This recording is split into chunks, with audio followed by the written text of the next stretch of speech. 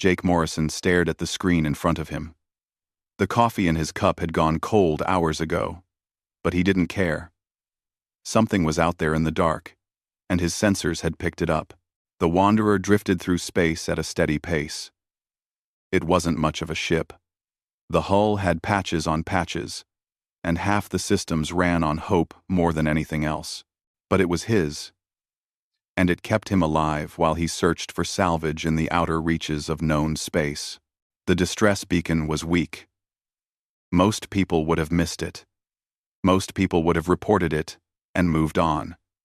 Jake wasn't most people. He leaned forward and adjusted the controls. The beacon grew stronger as he got closer. Through the viewport, he could see debris floating in the black. Metal twisted into strange shapes, pieces of something that used to be whole. Then he saw the ship. It hung in space like a broken bird. The design was nothing Jake recognized. Elegant curves and smooth lines that human engineers never used. But elegant or not, it was dying. Atmosphere leaked from a dozen holes. The lights inside flickered weakly. Jake knew he should call it in. Let the proper authorities handle it. But something in his gut told him to check it first. The beacon was still active. That meant power. Power meant life support. Life support meant someone might still be alive. He brought the Wanderer alongside the wreck and extended the docking tube. It took 3 tries to get a seal. The hull was damaged worse than it looked. When the connection finally held, Jake grabbed his emergency kit and headed for the airlock. The air that came through when he opened the inner door was thin and cold. Jake pulled on his breath, mask, and stepped into the alien ship. Bodies lay everywhere. Jake had seen death before. Space was not kind to those who traveled through it. But this was different. These people hadn't died from an accident. They had been killed. Blast marks scorched the walls. The smell of burnt metal and worse things filled the air. He moved carefully through the corridors. His boots crunched on broken glass and debris. Every few steps, he stopped to listen. The ship groaned around him. Somewhere deep inside, something was still working. A hum of machinery that refused to die. The bodies were all the same species, tall and thin, with pale blue skin and large eyes. They wore armor that hadn't been enough to save them. Jake felt a weight in his chest as he passed them. Someone's friends. Someone's family. His scanner beeped. A life sign. Faint, but steady. Jake followed the signal deeper into the ship. He found himself in front of a heavy door. It was sealed tight, but the lock had been damaged. He could see light through the cracks around the edges. He pulled out his cutting torch and went to work. 10 minutes later, the door fell inward with a crash. Jake stepped through and found himself in a small chamber. It looked like a panic room. Supplies lined the walls. A medical station blinked in the corner, and on the floor, curled up against the far wall, was a girl. She was young. Maybe 20 in human years, though Jake had no idea how her species aged. She wore clothes that looked expensive, covered in patterns that might have been decorations or might have been words.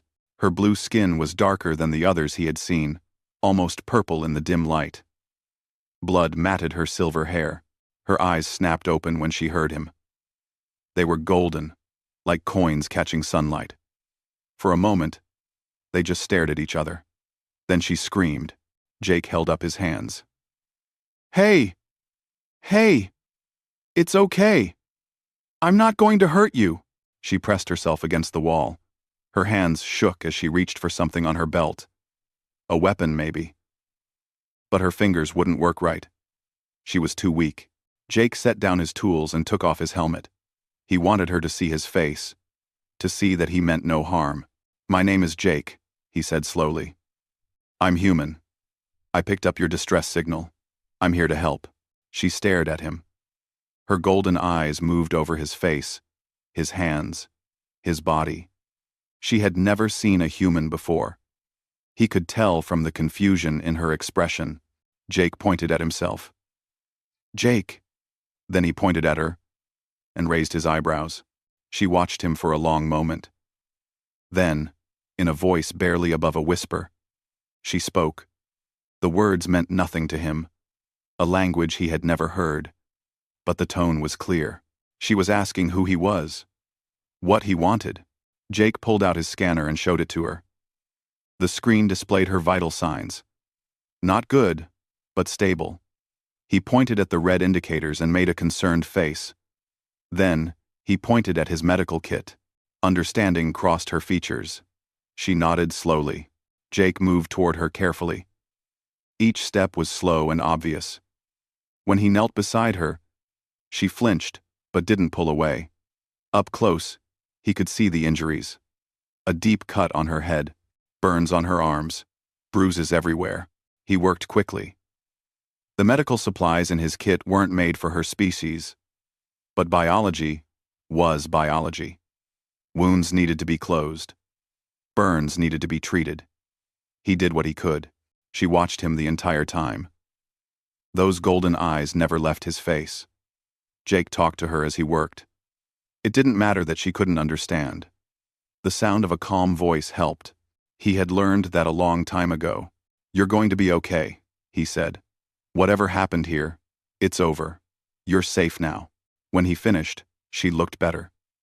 The color had returned to her face. Her breathing was easier. She reached out and touched his hand. Her fingers were cold. Jake smiled at her. She didn't smile back, but something in her eyes softened. The ship groaned again, louder this time. Jake looked up at the ceiling. They didn't have much time. The vessel was coming apart. He stood and held out his hand to her. "We need to go. Can you walk?" End quote. She understood the gesture, if not the words. She put her hand in his and let him pull her to her feet. Her legs shook, but she stayed upright. Jake put her arm over his shoulders and wrapped his own arm around her waist. Together, they moved toward the door. Behind them, something exploded. The lights went out. Emergency systems bathed everything in red. They stumbled through the corridors. The girl was stronger than she looked. She pushed herself forward, even when Jake could feel her legs wanting to give out. They passed the bodies of her crew. She looked at each one. Tears ran down her face, but she didn't stop moving. The docking tube was ahead. Jake could see the Wanderer through the airlock window. Another explosion rocked the ship. They fell forward. Jake caught himself on the wall and held on to the girl. Debris rained down around them. "Come on," Jake shouted. He pulled her toward the airlock. They made it through just as the corridor behind them collapsed. Jake slammed the door shut and started the undocking sequence. The tube detached with a hiss. Through the window, they watched the alien ship tear itself apart. Pieces spun off into the darkness. In seconds, it was gone. Jake turned to the girl. She stood in the middle of his cargo bay, looking at the empty space where her ship had been. Everything she knew was gone. Everyone she had traveled with was dead. She turned to face him. Those golden eyes met his, and then she said something in her language. Jake didn't need a translation to understand. "Thank you." The alarm woke Jake from a restless sleep. He rolled out of his bunk and rushed to the cockpit. The scanner showed 3 ships behind them. Fast ones. And they were getting closer. Jake cursed under his breath. He had hoped they had more time. The girl, whose name he still didn't know, appeared in the doorway. She looked much better after a day of rest. The wounds on her face were healing. But when she saw the screen, fear flashed in her golden eyes. She pointed at the approaching ships and spoke rapidly in her language. Jake didn't understand the words, but the message was clear. Those ships were bad news. "Yeah, I got that," Jake muttered. He pushed the engines as hard as they would go. The Wanderer wasn't built for speed, but she could move when she needed to. The girl sat in the co-pilot seat. She watched Jake's hands move over the controls. Her fingers tapped nervously on the armrest. Jake pulled up a star chart. There was an asteroid field ahead, dense enough to hide in, dangerous enough that most pilots would think twice about following. Jake had never been like most pilots. He angled the ship toward the field. The girl gripped the armrest tighter. Behind them, the pursuing ships matched their course. The first asteroids appeared on the view screen. Huge rocks tumbling through space. Jake dove between them without slowing down. The girl made a sound that might have been a prayer in her language. Jake grinned. Hold on. This gets fun. He twisted the ship left, then right, then dropped down suddenly. An asteroid the size of a building passed overhead. The Wanderer's hull scraped against a smaller rock. Sparks flew past the window. The pursuing ships followed. They were better equipped than the Wanderer. Newer. Faster. But Jake knew his ship. Every rattle. Every weakness. Every trick she could pull. He killed the main engines and fired the maneuvering thrusters. The Wanderer spun in place. The sudden change caught their pursuers off guard. Two of them shot past. Unable to stop in time, the third opened fire. Energy blasts lit up the darkness. Jake threw the ship into a roll. Most of the shots missed. One hit the rear shields. The lights flickered. The girl jumped up and moved to a station in the back. Jake was about to yell at her to sit down when he realized what she was doing. Her fingers flew over the controls. The shield display changed. Power rerouted from one section to another, strengthening the weakest points. Jake stared at her for a second. Then, he laughed. You know ships. She looked back at him and said something. It might have been yes. It might have been a curse. But she was smiling. They worked together after that. Jake flew while she managed the shields and sensors. The pursuing ships regrouped and came at them from different angles. But Jake was ready. He used the asteroids like tools, leading the raiders into dead ends, making them choose between collision and losing their target. Hours passed. The chase continued. Jake's hands were sweating on the controls. His shoulders ached. But he didn't stop. Couldn't stop. The girl brought him water. She made sure he drank. When one raider got too close and locked weapons, she flooded their sensors with static. Bought Jake the seconds he needed to slip away. They made a good team. Finally, Jake saw what he was looking for. A cluster of asteroids grouped so tightly they formed almost a cave. He headed straight for it. The girl saw where they were going. She shook her head hard. Too dangerous. Trust me, Jake said. He didn't know if she understood, but he hoped she could hear the confidence in his voice. He took a deep breath and entered the cluster. Rocks surrounded them on all sides. The space between them was barely wider than the Wanderer. One mistake would smash them to pieces. Jake's hands were steady. He had done this kind of flying before. Not often, but enough to know he could do it. The girl held her breath. Her knuckles were white on the edge of her seat. They emerged on the other side intact. Jake immediately cut all power except life support. The ship went dark. They drifted like any other piece of debris. Through the window, they watched the raider ships approach the cluster. The lead ship started to follow them in, then stopped. After a moment, all three ships turned away. They didn't have a pilot crazy enough to try it. Jake and the girl sat in silence for several minutes. Then she turned to him and spoke. This time, Jake had his translator ready. He had spent the previous evening programming it with samples of her language from the ship's computer. "You are insane," the device said in a flat voice. Jake laughed. "Yeah, probably." She was quiet for a moment. Then she spoke again. The translator worked harder this time, stumbling over unfamiliar words. "My name is Lyria. I am of the Vilarin. My mother is the sovereign, the ruler of many worlds. The raiders wanted to capture me, to use me against my people. My guards died protecting me. You saved my life." Jake looked at her. Really looked at her. A princess. He had rescued a princess. Of course he had. Nothing in his life was ever simple. "Jake Morrison," he said. "Salvage operator, no fancy titles."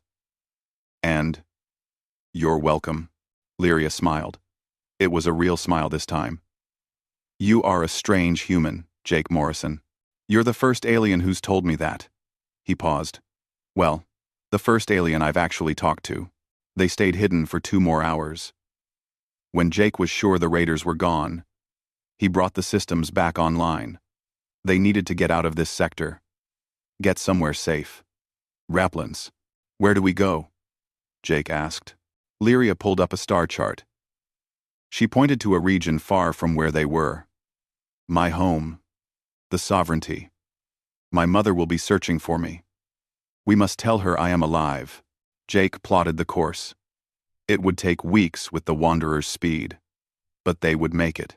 3 days into the journey, the raiders found them again. Jake was in the cargo bay, repairing a damaged power coupling, when the alarm sounded.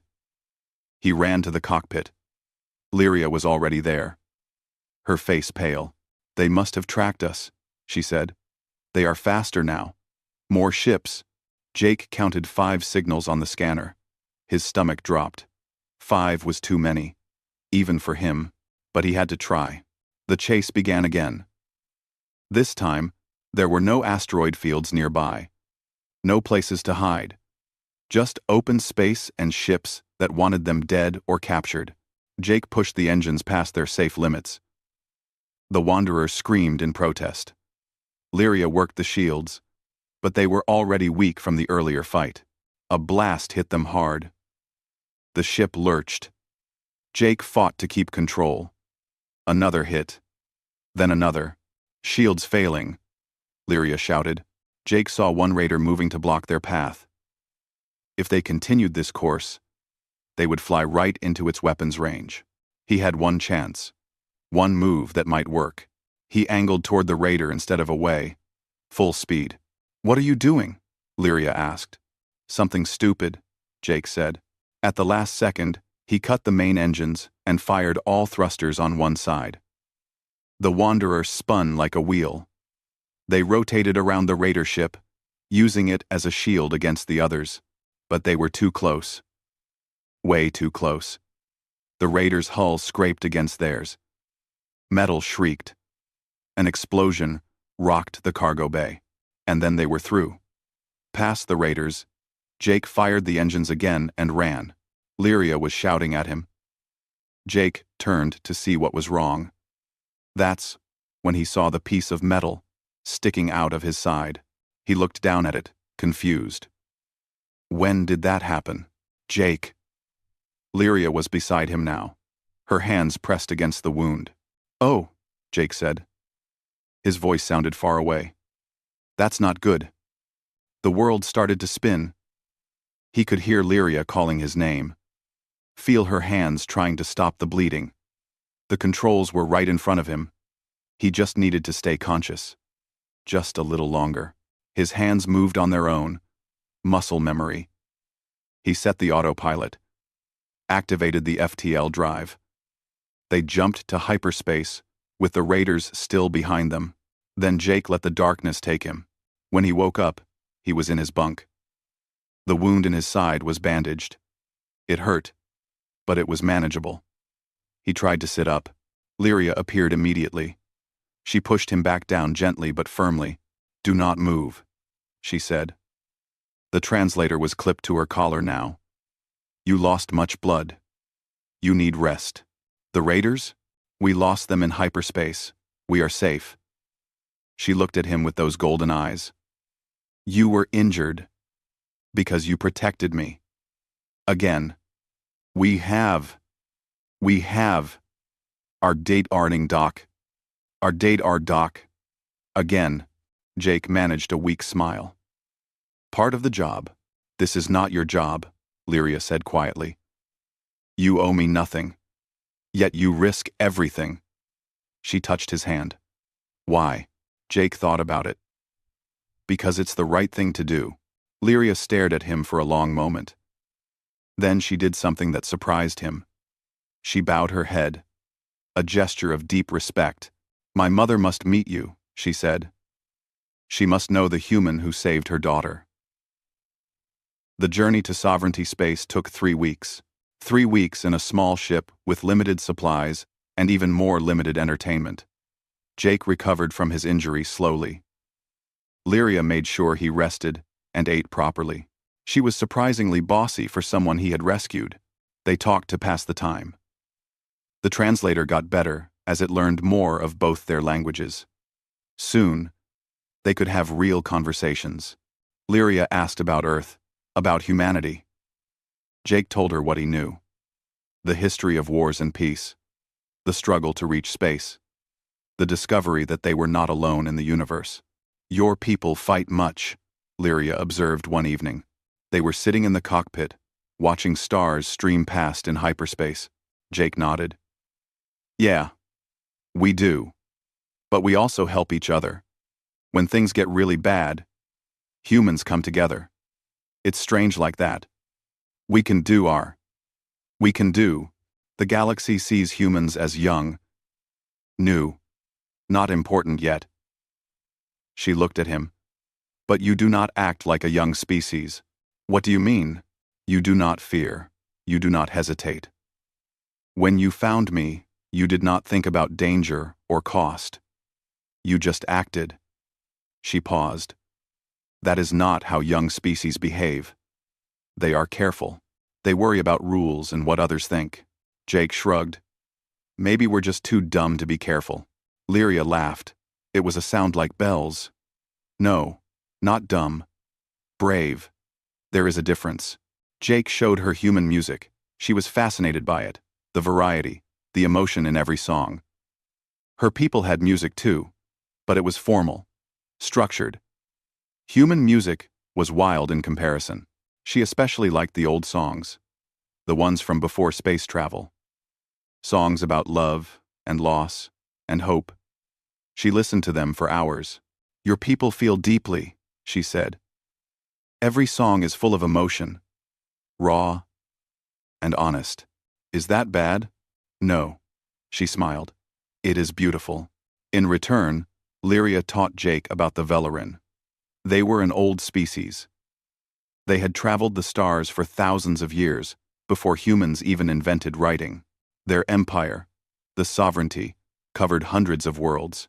"My mother is the sovereign," Lyria explained. "She is not just a leader. She is the heart of our people. When she speaks, we listen. When she decides, we obey." "Sounds like a lot of pressure," Jake said. "It is. My mother has ruled for 300 years. She has seen civilizations rise and fall. She is wise beyond measure." Lyria looked out the window. "She is also my mother, and she will be worried sick about me." Jake tried to imagine living for 300 years. Watching the universe change around you. It was too big to understand. "What about you?" he asked. "What's it like being a princess?" Lyria was quiet for a moment. "Lonely," she said finally. "Everyone treats you with respect, with ceremony. But few people see you as just a person. There are rules for everything. How to speak, how to move, who you can be friends with, who. One. That sounds terrible. It is my duty. I was born to serve my people." She looked at Jake. "But with you, I can just be Lyria. Not a princess. Just a person." "It is nice." Jake felt something warm in his chest. "You're always just Lyria to me." Days passed. Jake taught Lyria how to play cards with a deck he found in storage. She was terrible at it at first, but she learned fast. Soon she was beating him more often than not. "You cheat," Jake accused after she won 5 games in a row. "I do not cheat. I simply pay attention." She grinned. "You have a tell. When you have a good hand, you tap your fingers." Jake looked down at his hand. He had been tapping. Damn. They laughed together. In that moment, it was easy to forget that she was royalty from a powerful empire, and he was just a salvage operator. They were just two people, enjoying each other's company. But reality came back when they entered sovereignty space. The sensors picked up multiple ships immediately. Big ones. Warships that could turn the Wanderer into dust without effort. Jake's hands hovered over the weapons controls. Not that his weapons would do anything against those ships, but it made him feel better. Wait, Lyria said. She moved to the communication station and entered a series of codes. Then she spoke in her own language. Fast and commanding, the view screen lit up. A Velarin face appeared. Male, with decorations that marked him as military. His eyes widened when he saw Lyria. They spoke for several minutes. Jake couldn't follow the conversation, but he saw the officer's expression change from shock to relief to something like anger. Not at Lyria. At whoever had attacked her. Lyria switched to translated speech. Captain Kern will escort us to Velarin Prime. His fleet will protect us. Fleet? Jake asked. Lyria pointed at the sensors. The 3 ships they had detected were now 30. They appeared from nowhere, dropping their stealth fields. They formed a perfect formation around the Wanderer. Jake whistled low. That's a lot of firepower. I am the daughter of the Sovereign, Lyria said simply. This is the appropriate response. For the first time, Jake truly understood who he had rescued. Not just a princess. The daughter of the most powerful leader in this part of the galaxy. The weight of it settled on his shoulders. The fleet escorted them for 2 days. Jake had never felt so small. Each of those warships was 100 times the size of the Wanderer. They moved with perfect precision. A show of power and discipline.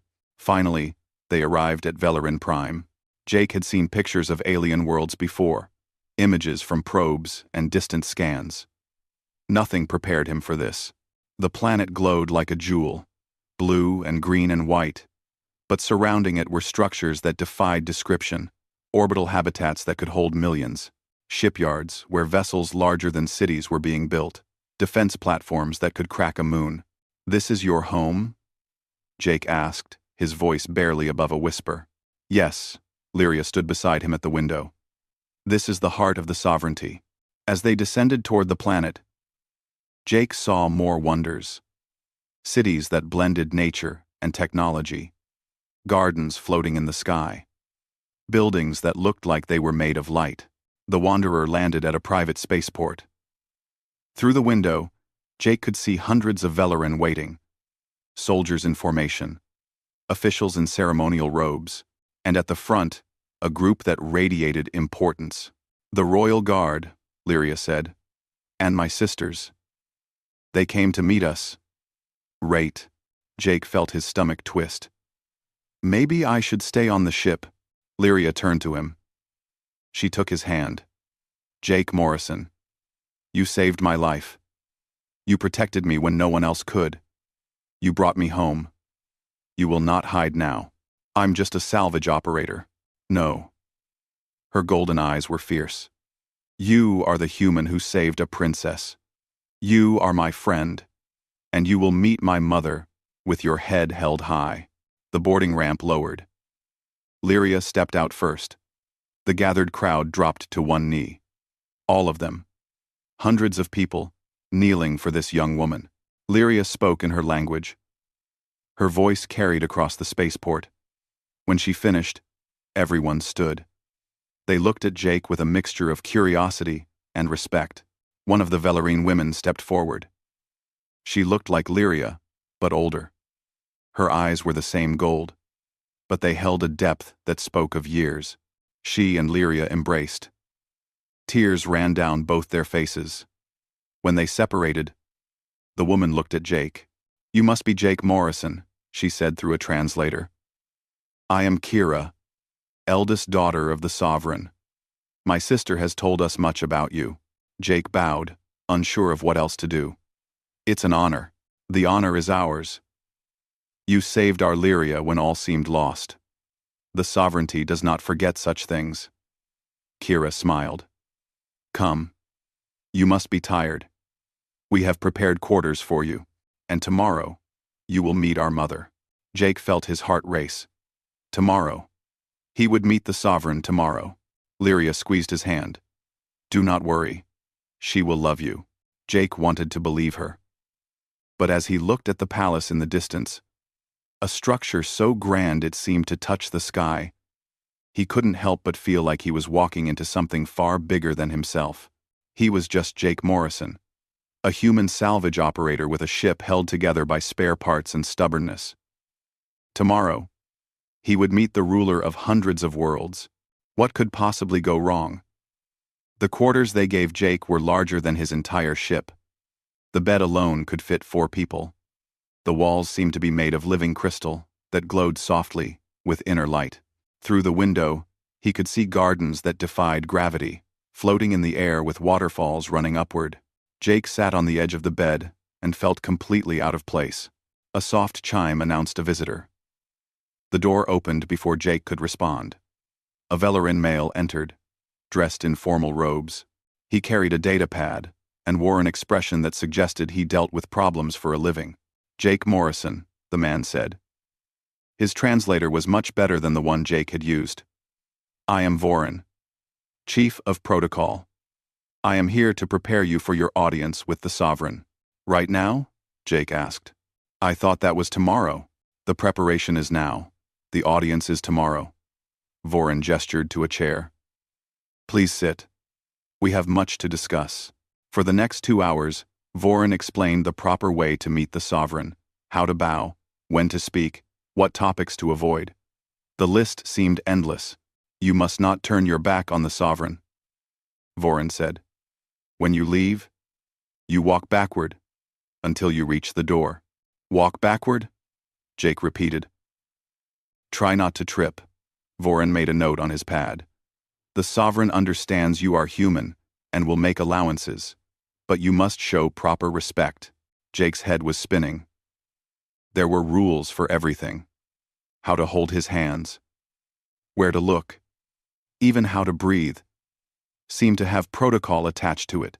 This is crazy, Jake muttered. Vorin looked up.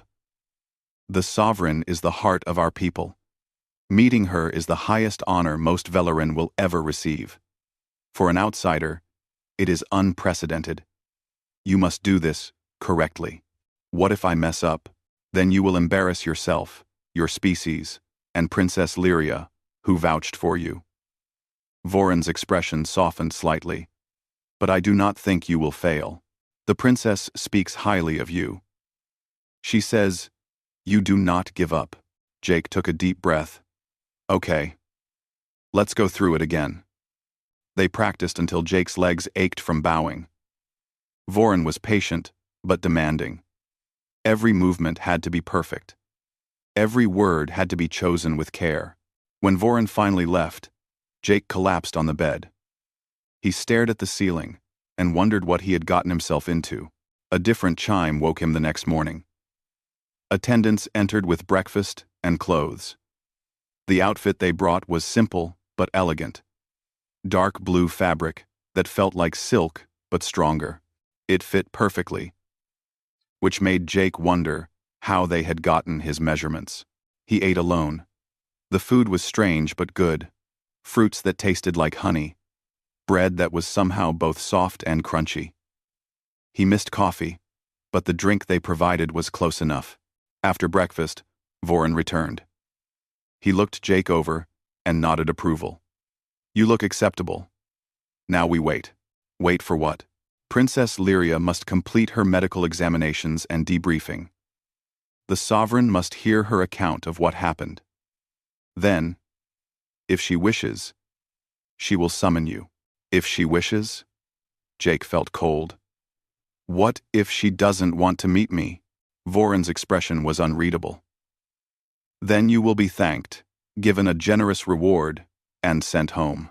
The hours crawled by. Jake tried to distract himself. He explored his quarters. Read information about Velarin history on the datapad they provided. Stared out the window at the impossible city below. Attendants brought lunch. More strange food. More time alone. He thought about Lyria. Was she okay?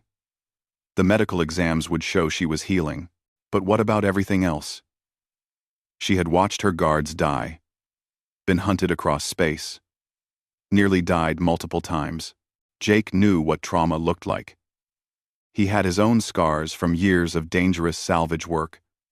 But Lyria was young, sheltered. How would she handle what happened to her? Afternoon turned to evening. Still no word. Jake paced his room. 5 steps one way. 5 steps back.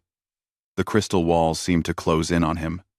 Beautiful, prison, or not, it was still a prison. Finally, as the sun was setting, Vorin appeared again. "The Sovereign will see you tomorrow at mid-morning," he said. "Princess Lyria has completed her debriefing. She spoke to her mother about you at length. Is that good or bad? I do not know. The Sovereign keeps her thoughts private." Vorin paused at the door. "I will collect you 2 hours before the audience. Use tonight to rest. Tomorrow will be important." Jake tried to sleep but couldn't. His mind ran through everything that could go wrong. What if the Sovereign blamed him for not protecting Lyria better? What if she thought he had ulterior motives? What if bringing Lyria here had been a political disaster for humanity? He was just one person. One human who tried to do the right thing. But tomorrow, he would represent his entire species in front of one of the most powerful beings in the galaxy. Around midnight, the datapad on his desk chimed. A message. Jake grabbed it, eagerly. The text was from Lyria. "Jake, I am sorry I have not been able to see you. The doctors and advisors keep me very busy. I have told my mother everything. About how you found me. How you protected me. How you risked your life for someone you did not know." She listened carefully to every word. "Tomorrow, you will meet her. She wants to meet the human who saved her daughter's life. Don't be afraid. I will be there. You saved me when I had nothing and no one. Now let me help you. Rest well, my friend. Tomorrow, everything changes. Again. I bring." Jake read the message 3 times. His hands were shaking. Tomorrow, everything changes.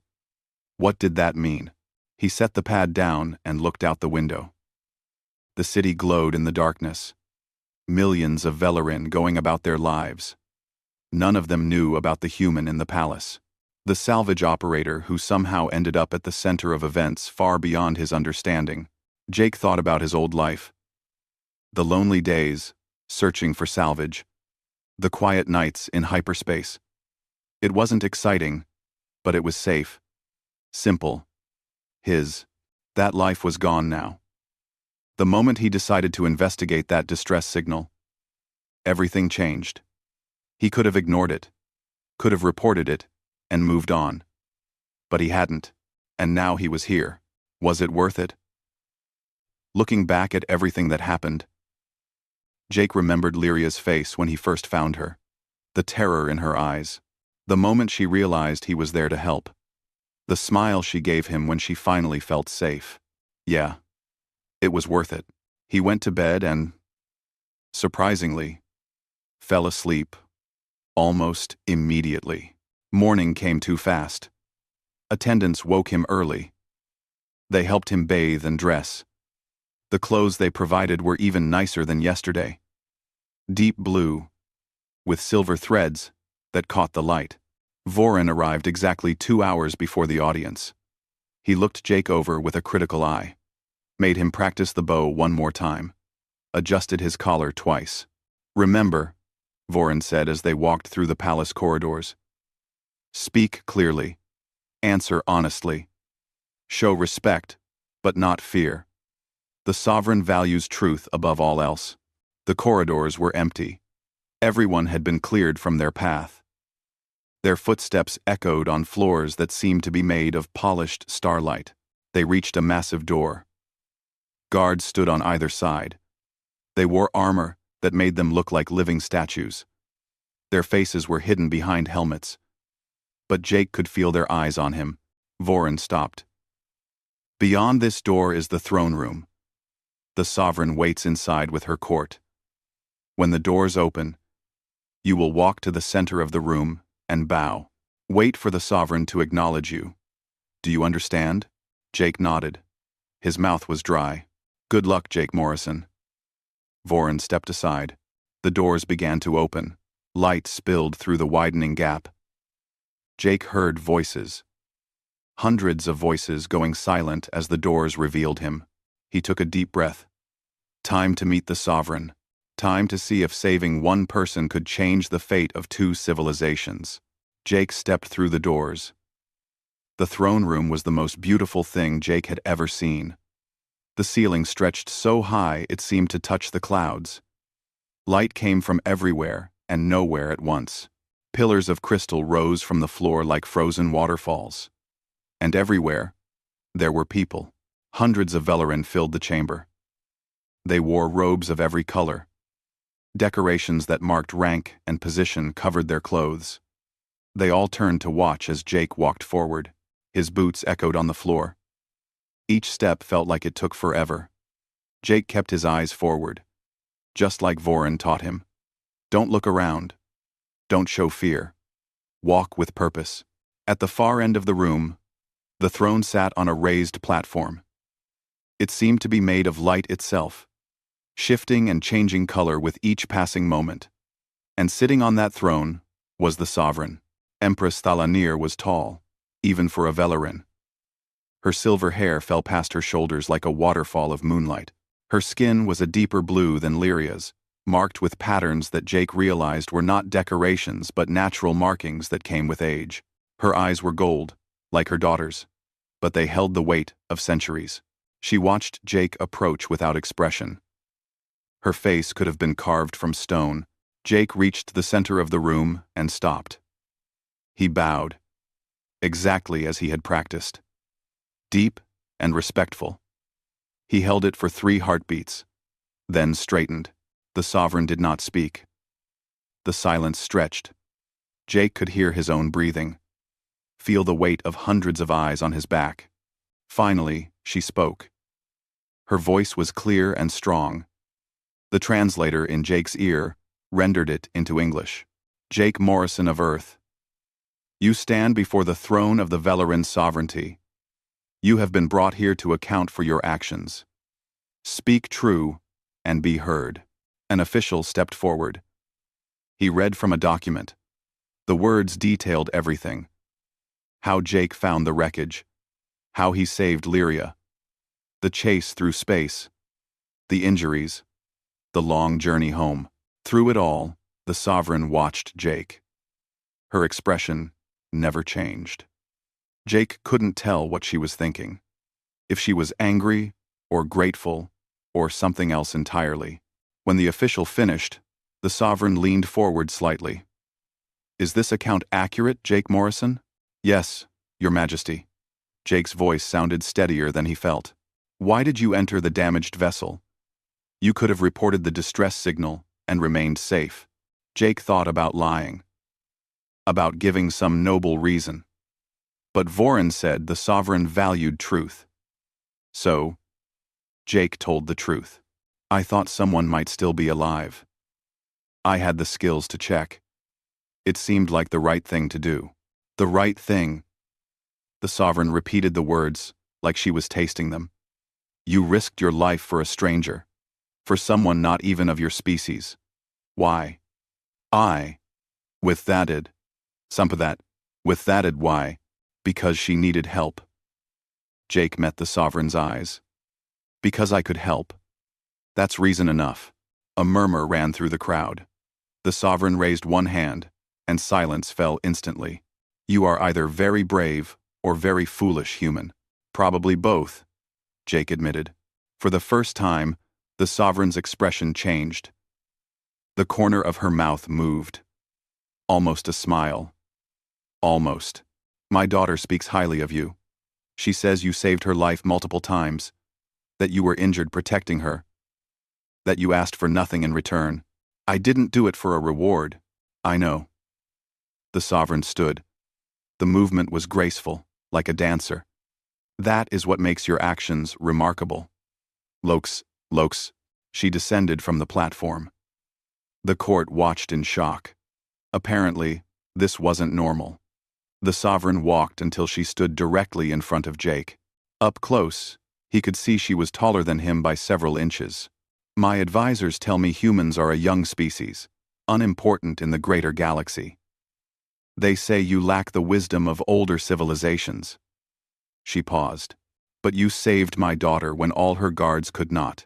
You survived where trained soldiers died. Tell me, Jake Morrison, what does that say about humanity? Jake swallowed. This felt like a test.